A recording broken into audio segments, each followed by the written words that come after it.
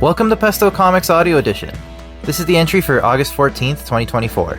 Con Journal, Comics in the Ballroom. Too bad I don't sell Pokemon cards at VonCon. Before we begin, From Parts Unknown is coming very soon. We're just 2 weeks away from the launch of From Parts Unknown #1. If you haven't followed it yet, please visit and follow the pre-launch page bit.ly/FPU1-prelaunch. As always, the goal is to launch big to get the Kickstarter algorithm to push the campaign to as many readers as possible. This is even more important as we're kicking off a whole new series. You'll get the whole story faster than most indie comics, as it's already written and drawn and a bunch has been lettered. And the same with issue 2, and issue 3 is already starting. You won't have to wait long to get this whole series in your hands. And now, on to the main event.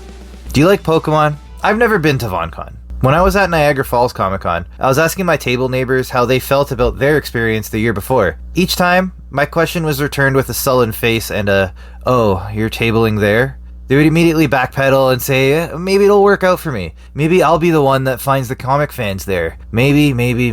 If anything, it helped me reset my expectations, which, unfortunately, became very necessary. A short con, close to home. Before I get into how it all went down, let me tell you how I found myself there. Vaughn is not exactly another home away from home for me like Niagara Falls or Hamilton. It's really just the town next to the town I grew up in. In high school, I would regularly find myself at Ricci's Pizza on a Friday night ordering a huge panzerotti before going next door to Pro Donuts for an equally giant eclair as a dessert with a rotating cast of friends.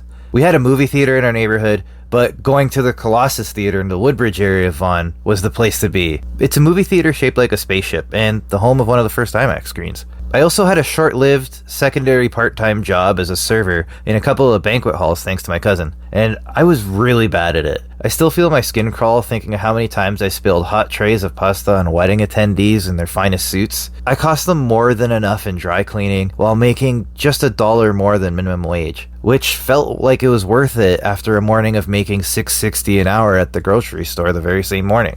Needless to say, I was hoping for this to be a much better experience than the last time I was working at a banquet hall. So how did it go? Not great, sales-wise. I moved a few copies of every book I had on hand, but not enough to make table, and it wasn't hard to see why. I was flanked on every side by vendors selling Pokemon cards, and selling a ton. Fans with their special briefcases would huddle around, eager to look at what graded cards they could grab, only occasionally glancing at the comics tables. The few sales I made came early, and the rest of the day was seeing the same few people circle while avoiding eye contact. It wasn't all bad news, though. I ran into the guys from Comic Asylum for the second straight show, and we'll be seeing each other again in Hamilton Comic Con on September 21st and 22nd. I used the opportunity to trade their book, Atrium, for a sample of everything Pesto Comics has to offer so far. Can I count that as a sale? I also had a visit from the guys at Studio Comics. They run the gamut in services for comic creators, including printing. I'm considering giving them a try for From Parts Unknown to up the quality and maybe do a special thing or two as we hit stretch goals. Philip of Rad Comics stopped by for a great chat about all things comics. It's always fun to talk with him. I offered to showcase issue 1 of his excellent series, Upside Down, at my table, but as I mentioned, it was slow comics-wise, so even they didn't move with the very generous price tag. And you can find issue 2 right now on Kickstarter. There's just a couple days left. I'll be taking these to Hamilton with me too. Mostly, I had free time to read Old Man's War by John Scalzi. I got a few chapters in and I really enjoyed it, only lifting my head when somebody actually walked by the table, which was rarely. It begs the question, will I return next year?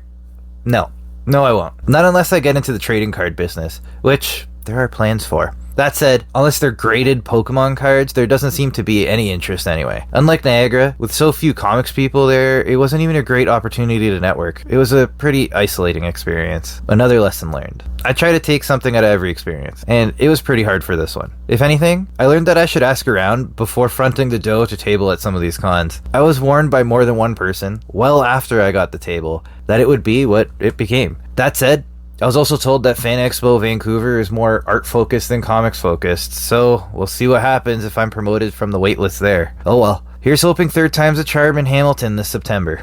The weekend's bright side. The day before VonCon, I had the day off. I decided to finally make my way out to the awesome shop Wayside Comics and Cocktails. My plan was to sit, have a beer, and chat with the owner Omar for a bit before adding my comics to the indie rack and heading out. Instead, I spent hours at the bar chatting with everyone who came through the door. It was an amazing experience. Wayside is really a special place. It's a little ways from Toronto, so it takes a special trip to get there, but I highly recommend it. Plan to spend some time and some cash while you're there. It's truly a unique spot. It was easily the unexpected highlight of my weekend.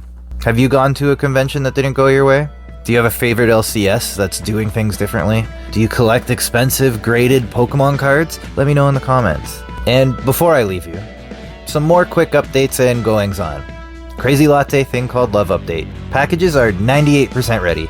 The only thing we're missing is the digest variant, which got delayed by our printer. This should arrive at my door today, which means packages will go out ASAP after that. More on that whole thing with next week's post. And will you be at Fan Expo Canada? I will. Last year I handed out bookmarks for Stay Cool to anyone who crossed my path. I'm considering doing something similar this year for From Parts Unknown. Come find me on the floor, and I'll give you what I have on offer. Let's talk about what's coming up. August 21st, Fun with Fulfillment, Crazy Latte Thing Called Love. The second part of the Crazy Latte Thing Called Love postmortem. August 28th, Hailing from Parts Unknown, a comic that's been lurking in the shadows longer than you know. And September 4th, let's go to the Fan Expo Canada, the weekend at the biggest comic convention in Canada. And that's it for this week. I really do appreciate you listening as always. And yeah, we'll keep these going.